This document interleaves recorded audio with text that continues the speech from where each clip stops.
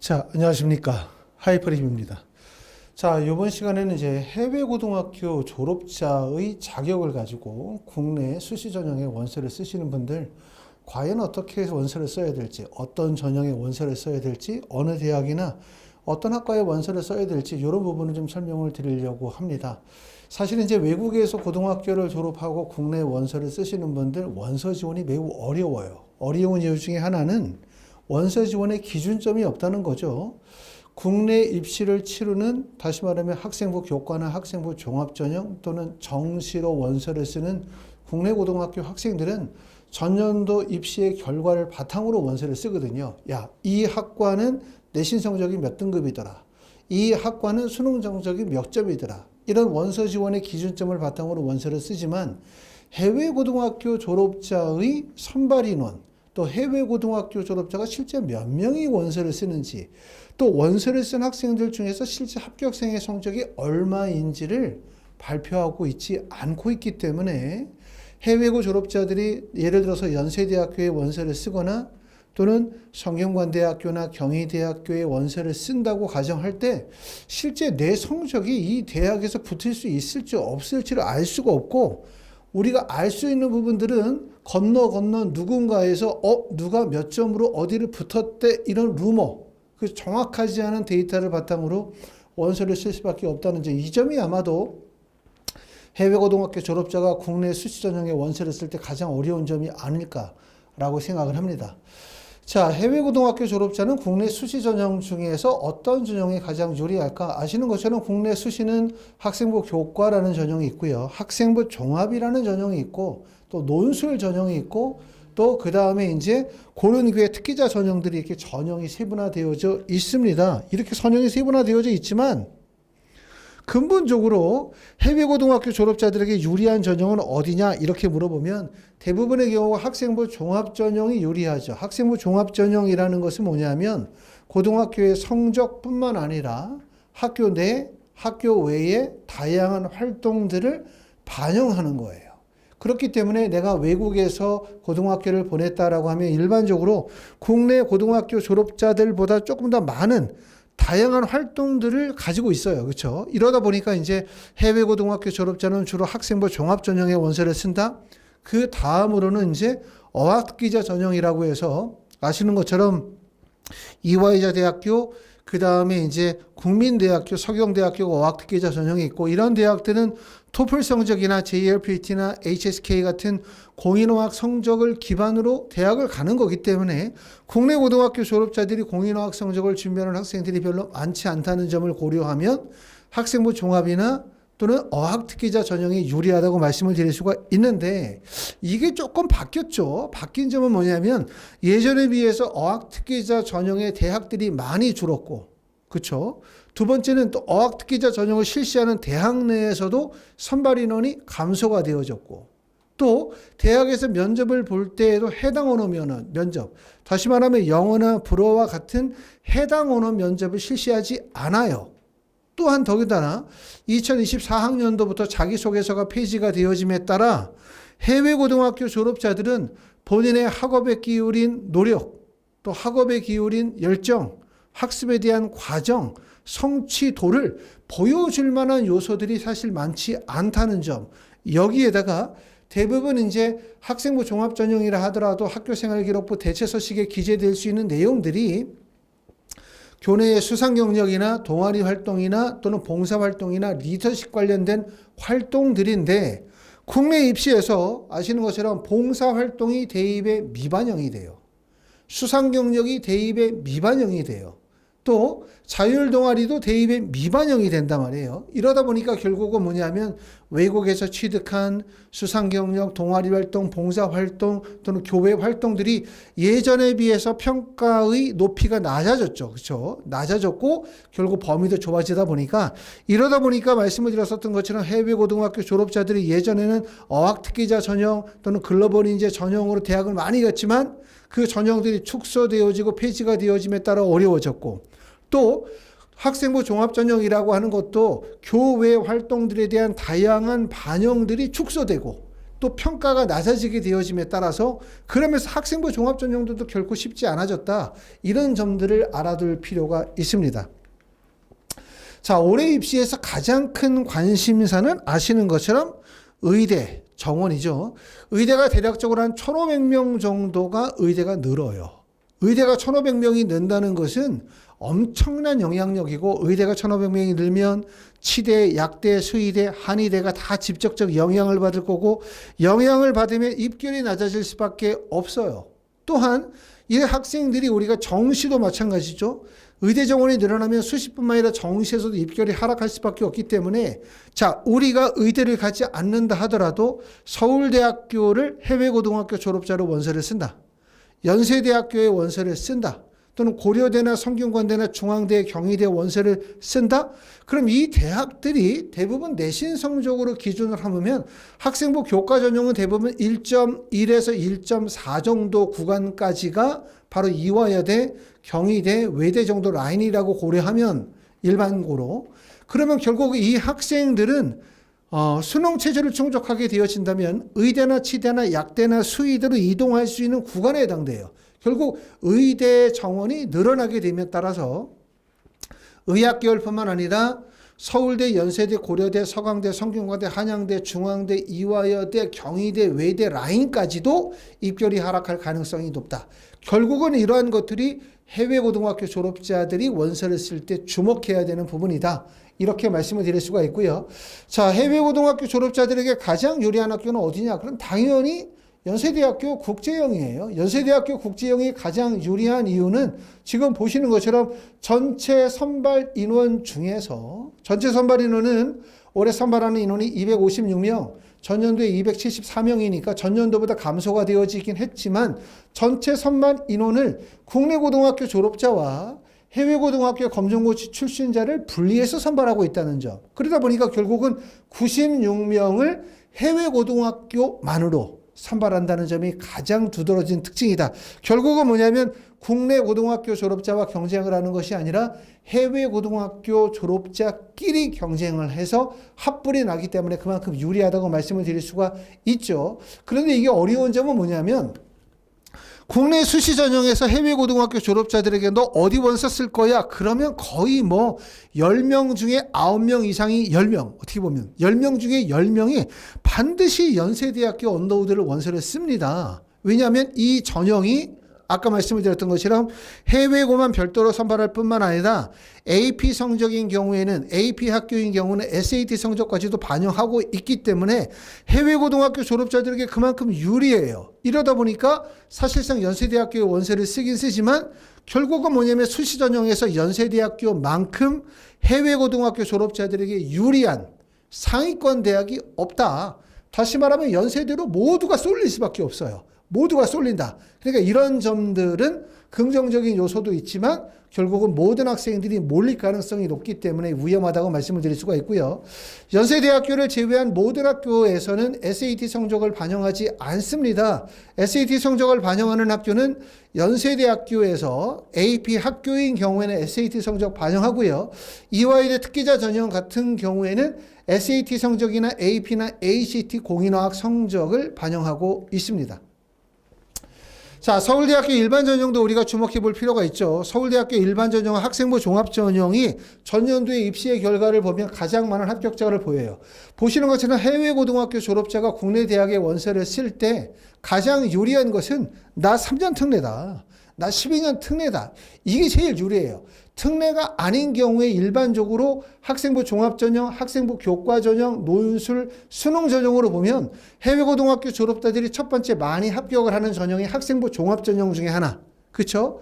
두 번째는 논술 전형이 있고요. 세 번째는 수능으로 대학을 가는 경우들이 있죠. 이거는 이제 본인이 가지고 있는 스펙에 따라서 결정하겠죠. 자, 서울대학교를 학생부 종합전형으로 원서를 쓴다라는 경우는 1차적으로 학교 성적이 우수하다. 두 번째는 교내의 활동의 다양성과 우수성이 인정이 된다. 그 다음에 세 번째, 내가 다녔었던 고등학교가 IB 학교나 AB 학교나 또는 AP 학교라 하더라도 전체적으로 내셔널 랭킹이 높아서 우수한 고등학교이다. 학업 외적, 내적 우수성들이 인정이 되어진다면 서울대학교, 연세대 같은 학생부 종합전형이 유리한 거고요. 그 다음에 내가 만약에 학교 성적이 그렇게 우수한 편이 아니고 교내 활동의 다양성이 부족하다고 생각하면 결국은 논술 전형이거나 아니면 수능을 통해서 대학을 갈 수 있지 않을까라는 생각이 듭니다. 자, 성균관대학교 학생부 종합 탐구형도 우리가 관심 있게 봐야 되는데 그 이유는 올해 우리가 한국 입시에서 가장 두드러지는 특징 4가지를 꼽아라. 그럼 첫 번째 의대 정원의 확대, 그 다음에 두 번째는 무전공학과의 확대예요. 보시는 것처럼 한양대학교 학생부 종합 탐구형은 올해 604명을 뽑아요. 전년도는 429명, 인원이 많이 늘었는데 그 중에서 주목할 게 바로 자유전공 계열에서 114명을 선발한다. 자, 자유전공 계열은 뭐냐면 의학 계열이나 사원 계열이나 예체능 계열이나 융합과학 계열, 첨단과학이나 건축학과를 제외하고 대학교 1학년 과정에서 교양 기초과정을 이수하고 난 이후에는 2학년 진입 시에 본인이 희망하는 학과를 선택할 수 있어요. 그렇죠? 이런 점들 때문에 올해 신설이 되어졌고 신설 인원이 워낙 많기 때문에 그만큼 유리한 거고, 그 다음에 성균관대학교를 붙을 수 있을 정도의 내신 성적이라고 한다면 수능 최저 충족하면 의학 계열도 진입이 가능하다. 다시 말하면 입결이 하락할, 전년도에 비해서 합격 내신 성적이 하락할 가능성이 있는 지점이라고 말씀을 드릴 수가 있죠. 수능 최저 학력 기준도 필요 없고 해외 고등학교 졸업자가 지원할 수 있는 자격을 갖추고 있으며 면접 일자는 11월 24일이기 때문에 충분한 시간적인 여유를 가지고 있습니다. 자, 다음은 우리가 한양대학교예요. 한양대학교가 주목할 점은 올해 특히 이제 여러 변화들 중에서 전년도에는 해외고등학교 졸업자가 지원할 수가 없었는데 올해는 해외고등학교 졸업자가 지원할 수 있는 대학들이 있죠. 대표적으로 한양대를 보시면 전년도에는 국내 정규 고등학교 졸업자 및 동등 학력 소지자라고 되어져 있지만 해외고등학교 졸업자가 지원할 수 없었는데 올해는 보시는 것처럼 학교생활기록부가 없는 자, 검정고시 출신자나 외국고교 졸업자는 학교생활기록부 대체서식을 제출받아 평가한다라고 했기 때문에 해외고등학교 졸업자 지원할 수 있는 자격 조건 갖추고 있고, 두 번째는 수능 최저 학력 기준 없고요. 그 다음에 세 번째는 우리가 면접을 11월 30일에 면접을 봅니다. 특히 주목할 부분은 특히 사범대학교, 교육학과나 교육공학과, 국어교육, 영어교육, 수가교육인데 이 중에서 주목할 거는 바로 뭐죠? 영어교육학과죠. 사실상 영어교육학과는 국내 고등학교 또는 국내 고등학교 중에서 국제고등학교나 외고의 학생들도 원서를 쓸 수는 있긴 하지만 내가 영어권에서 오랜 기간 동안의 영어를 활용하여 수업을 들었고 충분한 영어적 능력을 인정받을 수 있다고 한다면 영어 교육학과가 어찌 보면 또 다른 글로벌 인재 전형의 형태가 될 가능성이 높기 때문에 해외 고등학교 졸업자들에게 좀 유리한 학과라고 말씀을 드릴 수 있습니다. 자, 다음으로는 경희대학교 네오르네상스 전형이죠. 경희대학교 네오르네상스 전형도 수능 최저 학력 기준 없고 그 다음에 해외 고등학교 졸업자가 지원할 수 있고, 그리고 유의한 점은 외국어 대학에서 프랑스어학과에서 11명, 스페인에서 11명, 러시아에서 10명, 중국 14명, 일본어 11명, 그 다음에 글로벌 커뮤니케이션에서 14명이고 국제학부에서 45명을 선발해요. 아무래도 이런, 다시 말하면 동양어나 서양어 전문 학과들은 국내 고등학교 졸업자들보다 해외 고등학교 졸업자들에게 유리할 수밖에 없다. 이런 점들을 고려해 볼 수가 있고요. 그러다 보니까 이제 경희대학교의 학생부 종합전형의 전년도에 합격생이 7명이 합격이 됐죠. 그러니까 많이 붙은 거예요. 예전에 비해서 재외국민 전형이나 다시 말하면 해외 고등학교 졸업자가 예전에 비해서 많이 줄었어요. 그만큼 경쟁률이 많이 떨어졌기 때문에 7명 정도 합격이 됐다라고 하는 건 꽤나 많이 합격이 이루어졌다. 이렇게 생각하시는 게 좋을 것 같습니다. 자, 논술 전형에 대해서 우리가 관심을 가질 필요가 있다고 제가 누누이 얘기를 하고 있어요. 예전에는 해외 고등학교 졸업자들이 국내 대학을 가는 방법은 첫 번째 어학 특기자 전형. 나 해외 고등학교 졸업자야. 그러면 뭐 해야 돼? 토플 공부해야 돼. 공인어학 성적 따야 대학 가. 이거는 옛날 얘기죠. 왜? 공인어학 성적을 딴다 하더라도 공인어학 성적을 반영하는 대학이 이화여대, 국민대, 서울에 있는 서경대학교 3개 대학밖에 없어요. 나머지는 공인어학 성적을 일체 반영하지 않습니다. 학생부 종합전형으로 예전에는 대학을 많이 갔는데 학생부 종합전형의 반영 범위가 축소되어지고 또 활동에 대한 평가가 낮아지고 국내 입시가 대부분 다 학업 위주로 교내 성적 위주로 흐르다 보니까 사실상 학종이라 하더라도 자기소개서가 폐지가 되어지고 해당 원어 면접을 실시하지 않으면서 불리해진 거예요. 하지만 논술 전형 유리하다 이게 꼭 얘기할 수 있어요. 왜? 첫 번째 논술 전형이 유리해진 이유는 논술 전형에서 자연 계열은 대부분 다 수리 논술이에요. 수학 논술이고 그 다음에 인문계열 같은 경우는 대부분의 논술이 인문사회계열의 논술인데 대부분 논술 전형에서 학생들이 많이 몰리는 지점은 상위대학이거든요. 상위대학교. 상위대학이라고 하면 연세대학교, 고려대학교, 한양대학교, 성균관대, 서강대 같은 상위대학에 대부분에 몰리고 그 다음에 서울권에 있는 중위권의 학교들은 사실상 학생들이 몰리지 않아요. 그렇죠?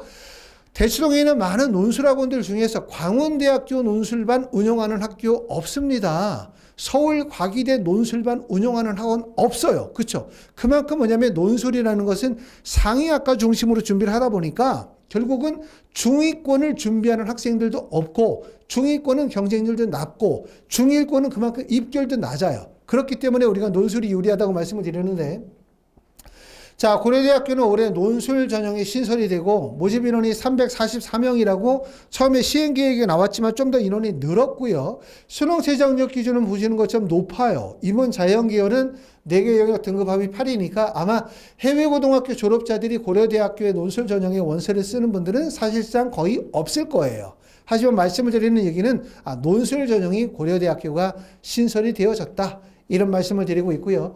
자, 논술 전형은 수능 최저를 요구하는 학교가 있고 수능 최저를 요구하지 않는 학교들이 있습니다.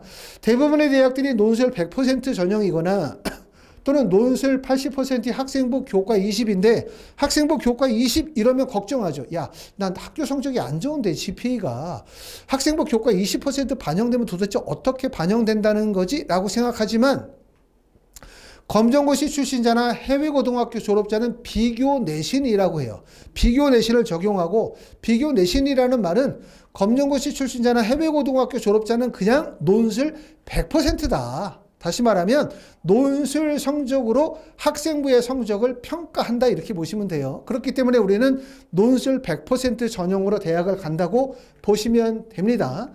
자, 대학들 중에서 수능 체제를 반영하지 않는 학교들이 있어요. 우리는 여기를 타겟을 하는 거거든요. 바로 어디냐 하면 연세대학교, 서울시립대학교, 서울과기대도 수능 체제가 들어가지 않고 경기대도 수능 체제를 들어가지 않아요. 한양대학교, 한국외대 글로벌 캠퍼스도 수능 체제를 요구하지 않고 그 다음에 광운대학교, 상명대학교도 수능 체제를 요구하지 않는데 첫 번째는 중요한 점은 뭐냐면 이 학교들의 논술 일자를 한번 생각해야 돼요. 논술 일자가 언제냐?